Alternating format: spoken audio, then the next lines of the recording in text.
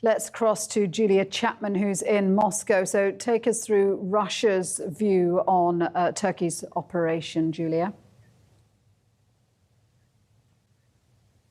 Well, Russia is walking a very thin tightrope here, a very delicate balance it's trying to maintain between Damascus and Ankara, both of which Moscow views as allies to varying degrees. We have heard from the Kremlin urging restraint and expressing concern about the operation, but it hasn't gone quite as far as condemning it, which is what we have been hearing from Damascus. We haven't quite seen the Russian reaction be as strong as the Syrian government that it has been supporting throughout this conflict in Syria. We do know that President Erdogan phoned President Vladimir Putin as this operation was about to get underway, giving him a bit of a heads up. And there was some sympathy from President Putin. He expressed understanding for the Turkish position. We heard from Dmitry Peskov, the Kremlin spokesman, who said that Russia recognizes Turkey's right to ensure its security in the region. And so Russia's position has been very much tacit acceptance of the situation of this operation that has been carrying out by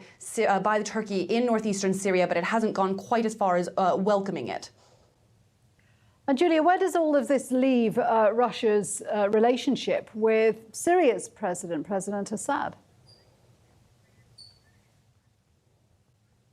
Well, Russia's focus really now is on the peace process, and that's something that President Putin has been expressing concern about what this operation could mean for the peace process going forward. Of course, Russia has been supporting Syrian President Bashar al-Assad and his government throughout this conflict ever since Russian forces intervened in 2015. But now Russia's really looking to the future, trying to secure peace and trying really to be the peace broker in this conflict. It sees itself as a more or less neutral party as it tries to broker peace in Syria. It has been trying to push forward the Syrian Constitutional Committee, which will be meeting for the first time at the end of this month. That's something that President Putin has been spearheading. He sees that as his brainchild. And so he's certainly been warning Turkey and President Erdogan himself about about any destabilization that could be happening that could possibly affect that peace process. He's also been warning about Syria's territorial integrity and calling on President Erdogan to adhere to his pledges under the Astana format to maintain Syria's territorial integrity.